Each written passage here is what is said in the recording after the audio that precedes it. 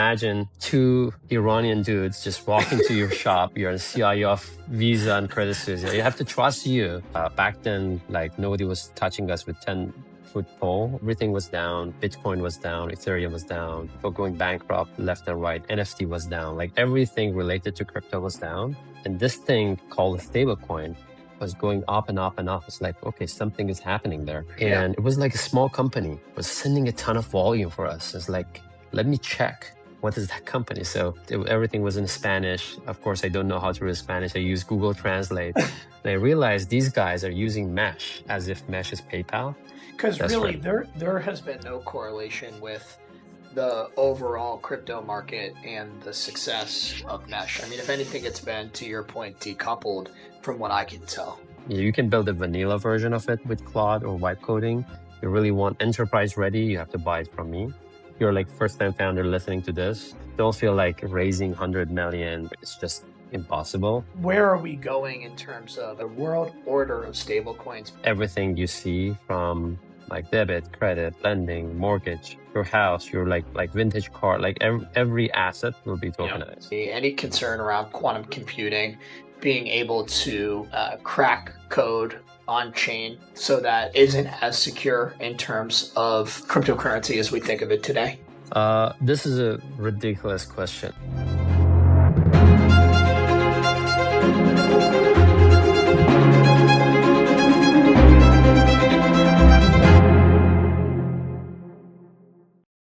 All right, I hope everybody is doing well. My name is Saxon Baum, and I'm the managing partner here at Florida Funders, and we are here for another episode of the Skin in the Game podcast.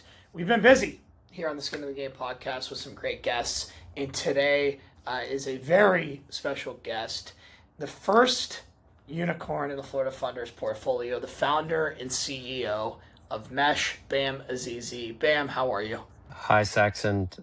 Really looking forward to this conversation. Thanks for having me. Of course. And where are you calling in from today? Right now in Los Angeles, but we're headquartered in San Francisco. But I'm just doing a family trip right now.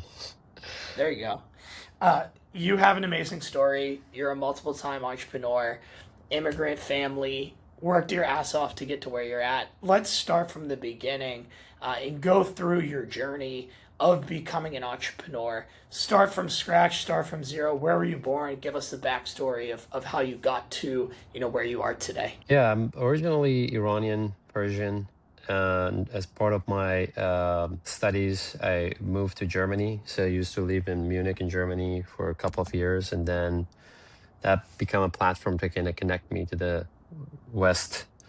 And then I moved to US as part of my PhD program. And then while I was doing my PhD, I started my previous company, which was in cybersecurity and identity, called NoPassword. And it was tough times. I was like an immigrant with almost no money. And also as an Iranian, you will get a single entry visa. So if you leave the country, you can't come back probably because you have to apply for the visa. It takes ages. Probably you lose your job. So it was like very unfair environment. But I learned from my parents that there is no excuses, and you have to. There is no plan B. You have to get successful, and you have an opportunity to leave, and you have to make the most out of it. So I decided to risk all of that and start a company and apply for my own H-1B visa. And we did that, and I was lucky that basically went through the process and got my H-1B. And then after that, I kind of self-sponsored to get the green card through a program they call it the Einstein visa, the same program that Einstein and other scientists that would basically get their green card, and which is aligned with the U.S. national interest. So I got the green card, and then right after that, I sold the company to a public company in U.S. And then I worked there for a while, and we started Mesh in 2020. How old were you when you started the first company? First company in U.S. Of course, the first company I started I was 6-year-old, but that was when I was a kid back in Iran. But and it was not a lemonade stand; it was a library. But in U.S., It was, I was, I think I was like 26, something like that, that I started. It was like 2012, like around 14 years ago. Yeah, 26. And how did you talk a little bit about that business? Because now it's sort of table stakes, right? It's built into every browser what that company did. But back then, it was a very proprietary idea. I mean, you were early in that space. Yeah, we were, so the company called NoPassword. So we were basically doing passwordless authentication. We were one of the key partners of FIDO Alliance, which is basically the protocol that everyone is using on a daily basis called passkey. And we went from people laughing at us because passwordless back then meant not secure. And we had to kind of fight against that mindset that passwordless is not secure. And in security, they have a thing they call like something you know, something you have, something you are. And we were like pushing for biometric, and they were like, it's not enough. Like biometric is just something you are, but like you need to add something you know, which is a password, and something you have, which is like a physical key or additional factor, or your phone. And like convincing that something you are should be should be enough, should be sufficient. You really don't need multiple factors. And that was kind of the mindset when we started NoPassword. This is like pre-touch ID, pre-face ID. And then we built this amazing engine of biometric authentication. And then we thought like everyone should use this day one. But to our surprise, and we learned it in a hard way, that like nobody wants to use an engine. Everyone wants to buy a car. So we had to build the actual car around that engine and give it a name, give it a price tag, give it a color. And then that's when we started kind of seeing the sales going up and up. So then everything that we're doing there, it was based on a concept called public key infrastructure, or PKI. And coincidentally, everything you know about blockchain and Bitcoin is also built on top of PKI. So early on, I was very interested to kind of get into like blockchain. I was like more interested in blockchain as a technology than Bitcoin as an asset that is built on top of blockchain. And I tried, like the more I tried to break it, the more I got interested because it was unbreakable. And that was kind of my entrance into the world of crypto. But of course, I was like busy building NoPassword.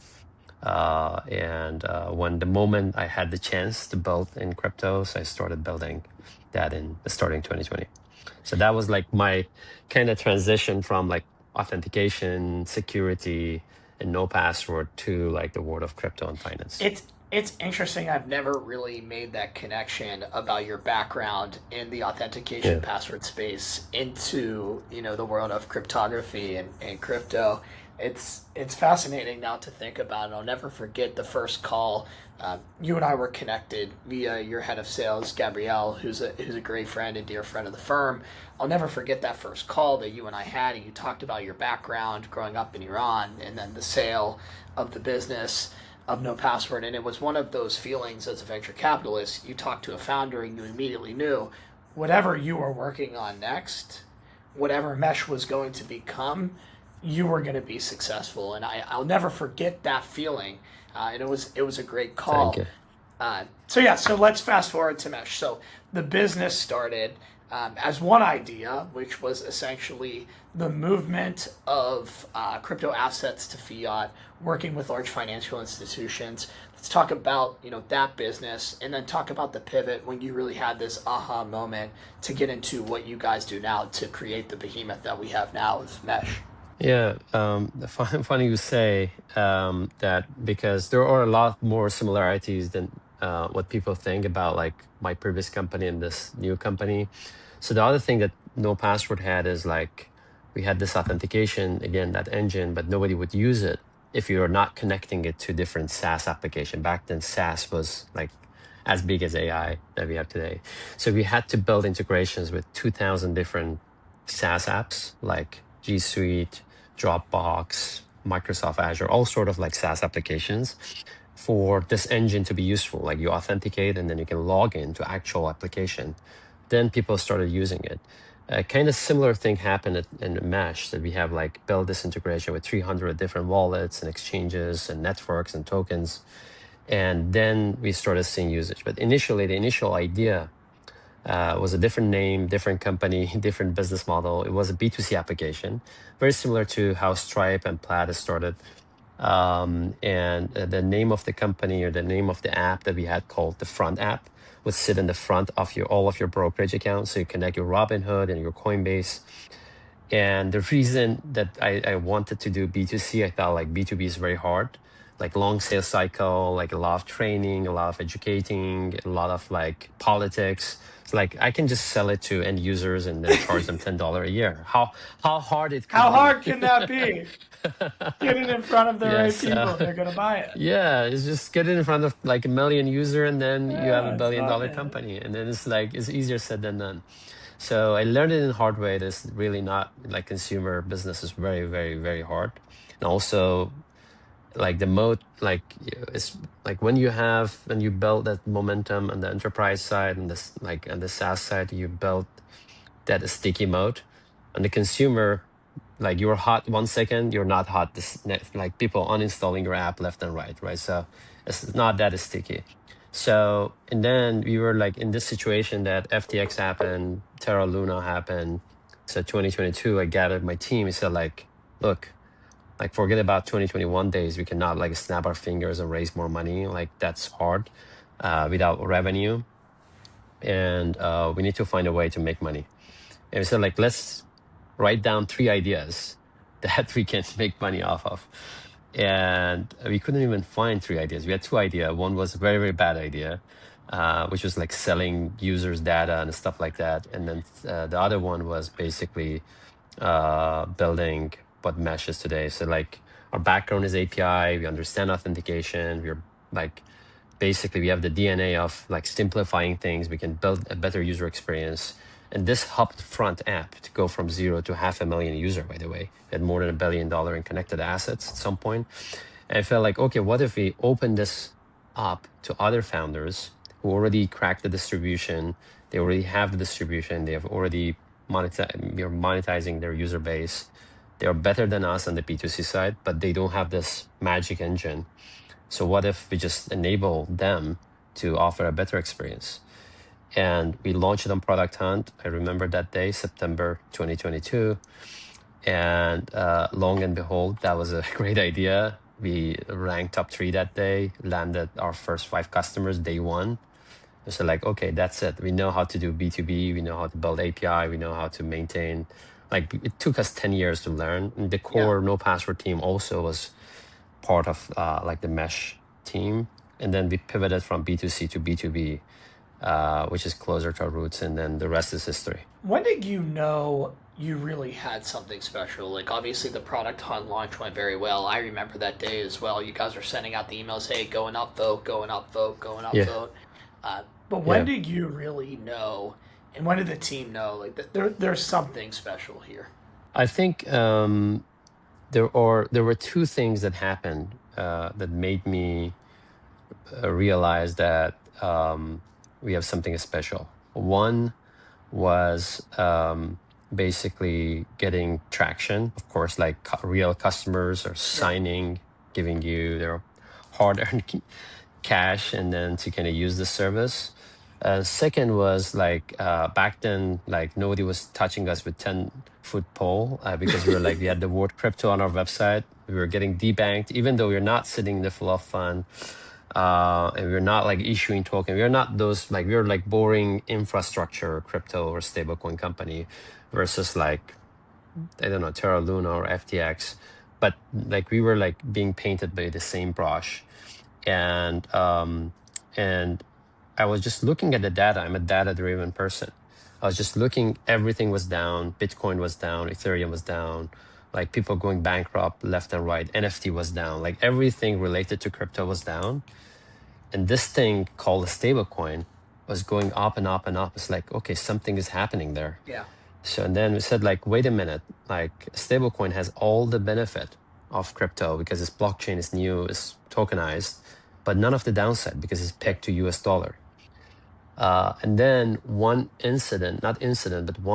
example that happened that it was a light bulb moment for me, because we had this broad platform. You could use it for trading, you could use it for equity, you could use it for crypto, you could use it for almost any sort of asset.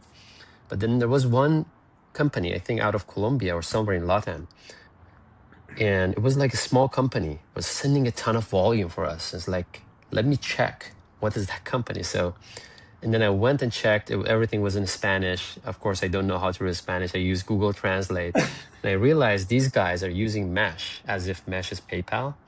They put Mesh as a button that you can pay with Mesh. You could click and then you connect your wallet or your Coinbase, and then you pay in crypto. And I was like, wow, this is an interesting use case. Like maybe you're a payment company or you just don't know it yet. And I realized that the stablecoin is playing a role in the payment. And I think when everything is broken and crashing is the best time to build. Like I think we were lucky in that sense that we got the timing right. So when like time has changed and then everything was back up again, we already had the product, we already had the You guys leads, we were already already had the built, you had the distribution. infrastructure, you were in a great position. That's right.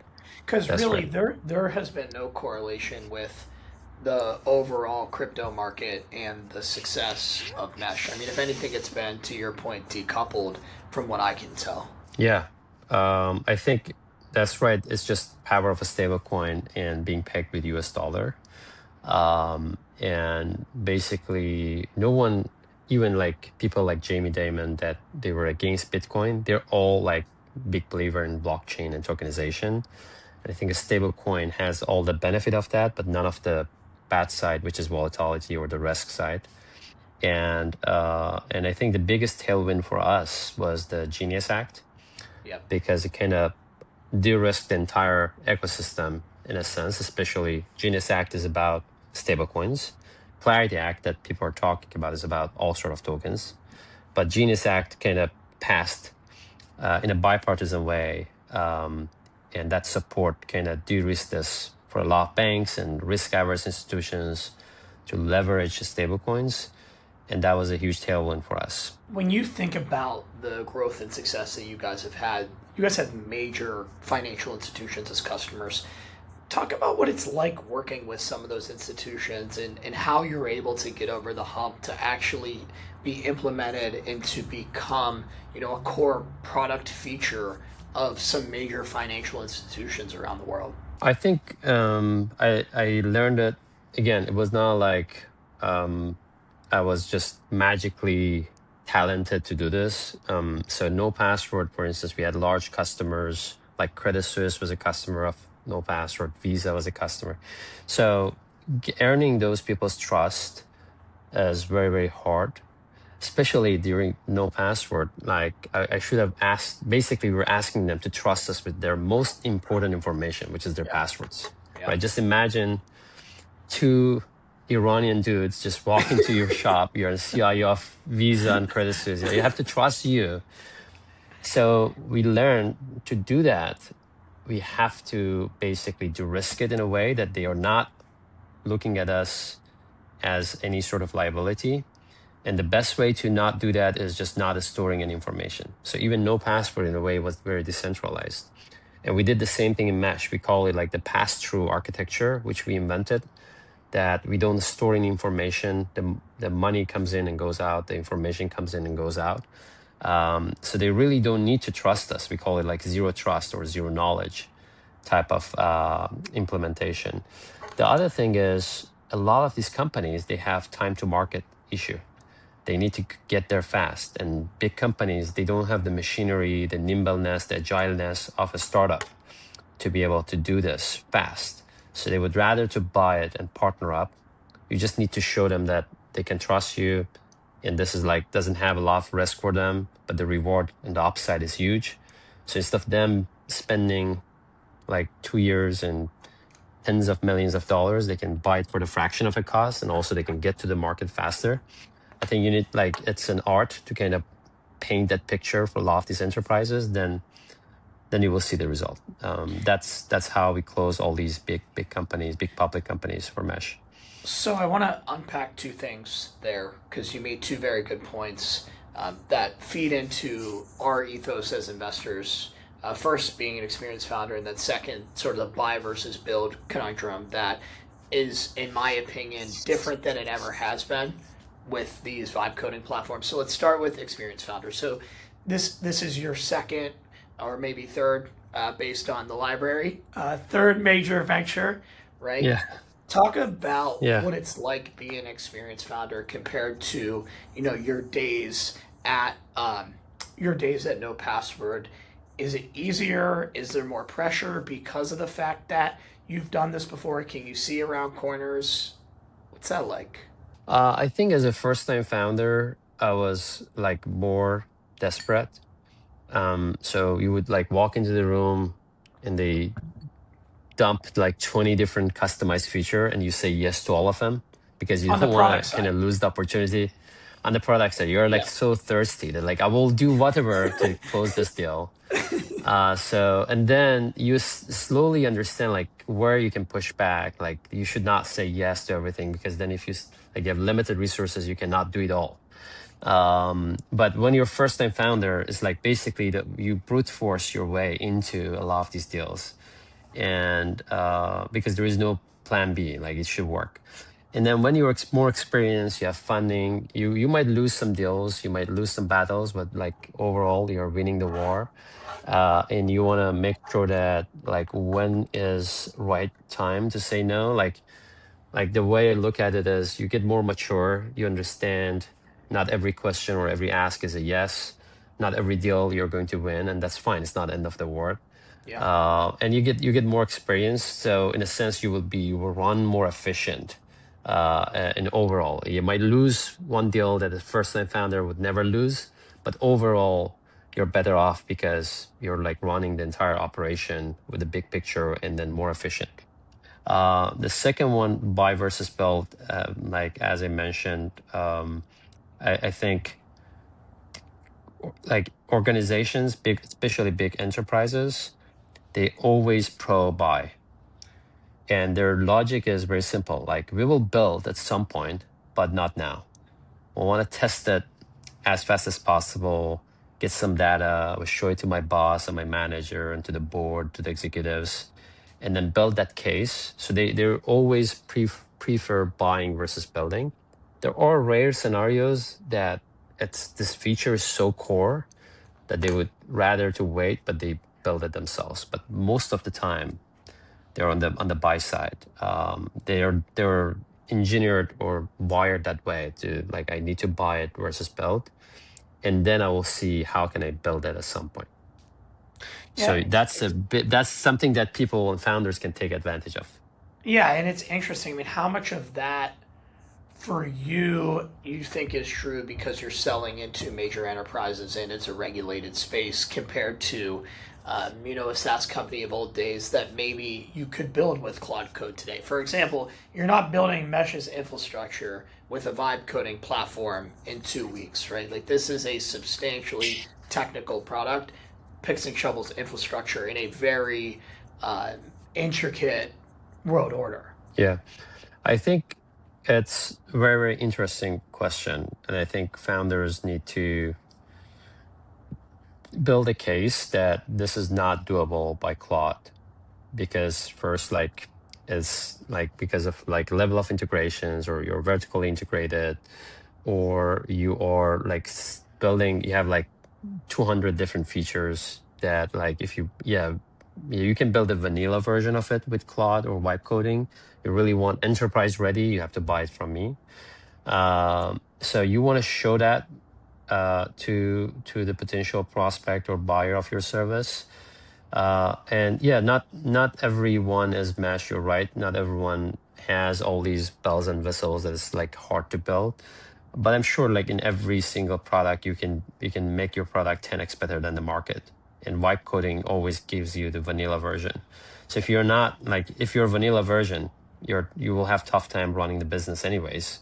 So you need to get deeper and build deeper. And that's how like basically you will get these enterprises to say yes. This question gets like this basically dilemma gets deeper as you move towards SMBs, like people with employees or 10 employees or 50 employees, they don't have the resources Yeah. or the like financial resources of enterprise. So they would always on the side of like, I will build it myself. Then when I have money, I go buy it. Like it's the exact opposite. So it gets harder to convince them to buy from you versus build in-house. Yeah, I think it's a really good point. Let's talk about fundraising. So you guys have had a lot of success fundraising from some large investors, raising substantial amounts of capital. What's it like? Let's just compare raising a seed round early on with a firm like Florida Funders compared to some of the more recent rounds that you've raised. What are those major differences that investors are asking around diligence? What's the room feel like? How much different is that? Because you guys are on an insane fundraising trajectory, and it's just impressive to watch. Thank you. Thank you. Yeah, I know a lot of founders look at it as like how BAM do it, but like I'm also myself looking at like other bigger founders like Sam Altman and Anthropic and Kalshi, like they're Yeah. raising massive rounds. Like, okay, how did this How did guy they do do it? that? Like, so I want to be that guy. Like, but I think it's important for founders to build that a story, to build basically be able to tell the investors what is their vision and how they're going to implement it and how big the opportunity is. It's more about like telling the investors you're the right founder, you're the right team, the right time, the right opportunity. And if you can really make that story and the pitch perfect, the rest really doesn't matter. And as you are like at the beginning of the journey, as you know, probably you're a seasoned investor. Like most of the seed stage investors, they are underwriting the founder. Absolutely. They know, like you guys invested when we were like probably closer to B2C, or the B2B was not proven yet, right? So No, it you was knew still like, when we okay, I'm invested. It was still front yeah, financial B2C yeah. You were product. betting on BAM basically. Like BAM 100%. will find a way, right? Yeah. So and I think that's important to know. As you grow, the fundraising gets easier. It's kind of counterintuitive, but that's true because now you have traction, you have numbers. It's easier to underwrite and easier to like show growth and then convince growth stage investors to invest. But it's still like you need to be very, very good at storytelling. You need to show that like, okay, like we have like why this is going to be the next Visa, why this is going to be the next Microsoft, the next OpenAI, right? So being able to do that at any stage is a little bit challenging. You need to kind of perfect your pitch, but definitely gets easier because you have number, you have growth, you have traction, you have connections, you have customers that the investors can talk to. You make it less risky. So don't get fooled if you're like first time founder listening to this. Don't feel like raising 100 million that like for instance we did at $1 billion is just impossible. Where you are, you need to think about like, okay, I want to raise the first million, the first 2 million, and think about like building that story that I mentioned. And then slowly you get better and better and better. But be ready that you're hearing like hundreds of no's. So probably like I have a no counter, like probably is like 2,000-3,000 no's that I've heard in my life to be able to get to where I am now. So don't get disappointed. The basically resilience is very, very important as a founder, whether you're fundraising or selling or building a team. So don't get faded out just because you're hearing no's, but just be aware of this point that fundraising is getting easier because you get better, but plus also you get tractions that makes your Yeah. underwriting faster and more efficient. Well, and what we've seen, and this is not my proprietary hypothesis, but the way that I feel about this, and I was talking to one of our founders about this earlier this week, is once you get to the scale that you guys are at, and there's another business in our portfolio that's close to where you guys are in terms of scale, there's only so many assets in that part of the market. There's only so many companies that are at that height of the market in terms of how well those companies are performing, and they are really premium assets. there is so much money in the later stage markets that are fighting for premium assets that once you can prove and sort of get on this accelerator scale, which you guys are at, I actually agree with you. And I've seen, these fundraising rounds come together much faster and so much more money is thrown at these companies. Now, with that being said, it's extremely hard to get to that scale. I mean, that's 0.001% of companies get there. But once you get there, it seems like these later stage funds that have so much capital, they're willing to put more money in because it's easier to get from 10, the stats are it's easier to get from 10 billion, I'm sorry, from 100 billion to a trillion than it is to get from 10 billion to 100 billion, which is just really crazy to think about. Yeah, as they say, the first million is always the hardest one. Yeah, The as first you million is go, always the hardest. it gets easier. Yeah, no, you absolutely nailed it. I think that's absolutely true. So, it's and also growth stage is different. Like because as you mentioned, if you are at the growth stage but you suck or you're mediocre, nobody will give you money. Yep. So as a little bit more, you have a little bit more pressure on your shoulder to just show like massive growth and show like I'm leading the market, I'm the number one in the market. Nobody's as good as me, and then people open their checkbooks. If you're like number one and maybe number two, people are giving you money. If you're like number three or number 10, it really doesn't matter. So you need to get to the top of the list as well. So it has its own challenges, but the fundraising itself, once you have the ingredients, gets easier because you don't need to prove yourself anymore because you have some numbers to Yep. show for it. Versus early stage, that is everything is about like the founder, like why you're the right founder and right team to do this. And that's why, as an investor, it's easier to say, hey, we invest in experienced founders because there is a track record, there's something there. And to your point earlier, there's things that you, as an experienced founder, as a second time founder, you are more aware of than a first time founder.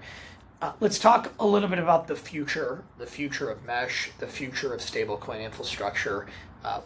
Where are we going in terms of, I used this term earlier, the world order of stablecoins, because I feel like it's just the beginning of the stablecoins becoming the de facto currency for the entire world. Yeah, I think the bet that we have, or our thesis at Mesh, is fairly simple to understand. We strongly believe that the future of economy will be tokenized. Everything you see from like debit, credit, lending, mortgage, your house, your like vintage car, like every asset will be Yeah. tokenized. And I will compare it to what happened in early 2010s. We had a concept that was as hot as AI called cloud.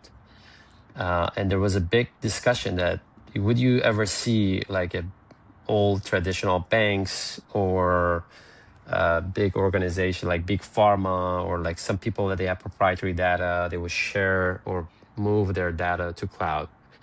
And many people, many experts says like, no, it would be like, we will have this world of hybrid that people like have on-prem servers and then we'll have clouds. And now like majority of computation is happening on cloud and nobody's even asking any questions about it.